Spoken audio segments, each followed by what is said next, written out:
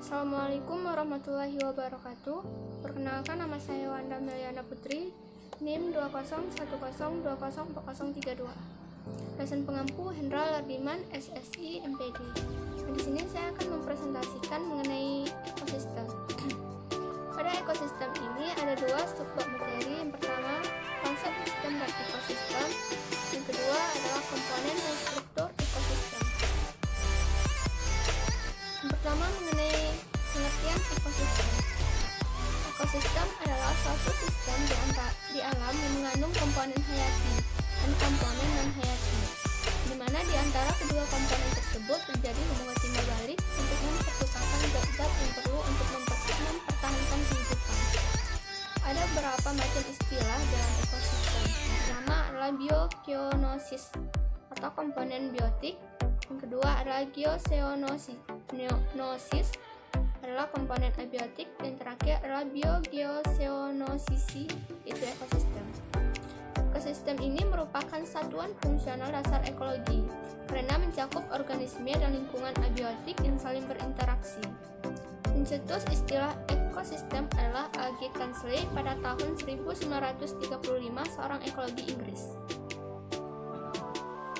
Beberapa pengertian ekosistem menurut para ahli. Yang pertama adalah menurut Woodbury pada tahun 1954. Menurut Woodbury, ekosistem yaitu tatanan kesatuan secara kompleks di dalamnya terdapat habitat, tumbuhan, dan binatang yang dipertimbangkan sebagai unit kesatuan secara utuh, sehingga semuanya akan menjadi bagian mata rantai siklus materi dan aliran energi.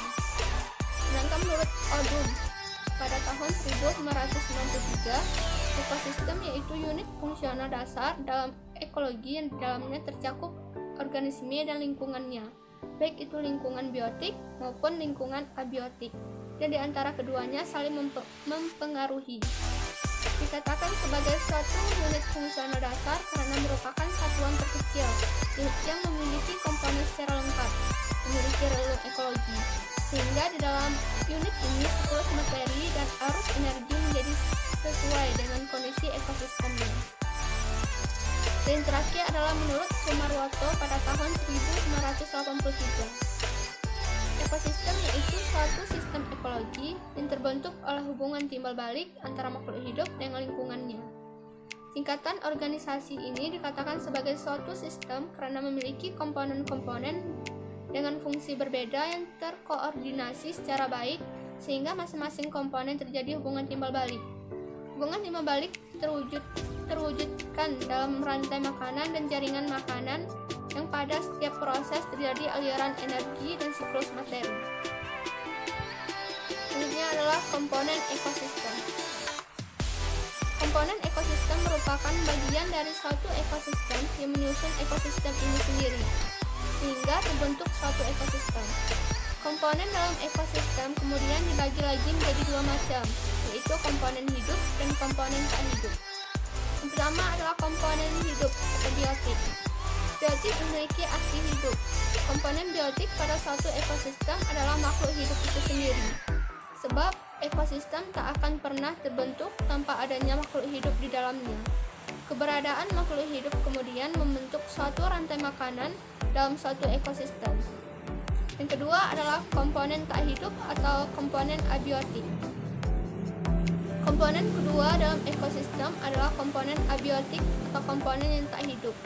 Dengan kata lain, komponen abiotik adalah komponen yang terdiri dari benda-benda bukan makhluk hidup tetapi ada di sekitar kita dan ikut mempengaruhi kelangsungan hidup. Beberapa jenis komponen abiotik yaitu suhu, sinar matahari, air, angin, udara, kelembapan udara, dan banyak lagi benda mati yang ikut berperan dalam ekosistem. Struktur ekosistem. Secara struktural, ekosistem dibagi menjadi komponen berikut. Pertama adalah bahan anorganik, antara lain meliputi karbon, nitrogen, karbon dioksida, air, dan lain-lain. Bahan-bahan ini akan mengalami daur ulang. Yang kedua adalah bahan organik, yang meliputi karbohidrat, lemak, protein, bahan humus, dan lain-lain. Bahan-bahan organik ini merupakan penghubung antara komponen biotik dan abiotik. Yang ketiga adalah kondisi iklim, yang meliputi faktor-faktor iklim, misalnya angin, curah hujan, dan suhu. Yang keempat, produsen. Produsen adalah berbagai organisme autotrof, terutama tumbuhan hijau daun atau berklorofil. Organisme ini mampu hidup hanya dengan bahan anorganik karena mampu menghasilkan energi makanan sendiri, misalnya dengan berfotosintesis. Selain tumbuhan berklorofil, juga ada bakteri kemosintetik yang mampu menghasilkan energi kimia dengan reaksi kimia, dan peranan bakteri kosmosintetik ini begitu besar jika dibandingkan dengan tumbuhan fotosintetik. Yang kelima adalah makrokonsumen. Makrokonsumen adalah organisme heterotrof, terutama hewan-hewan. Organisme ini hidupnya tergantung pada organisme lain dan hidup dengan makanan materi organik yang dibuat oleh produsen. Dan terakhir adalah mikrokonsumen. Mikrokonsumen adalah organisme heterotrof, saprotrof, dan osmotrof, terutama bakteri dan fungi. Mereka inilah yang memecah materi organik yang berupa sampah dan bangkai, menguraikannya sehingga terurai menjadi unsur-unsurnya atau bahan anorganik. Kelompok ini juga disebut sebagai organisme pengurai.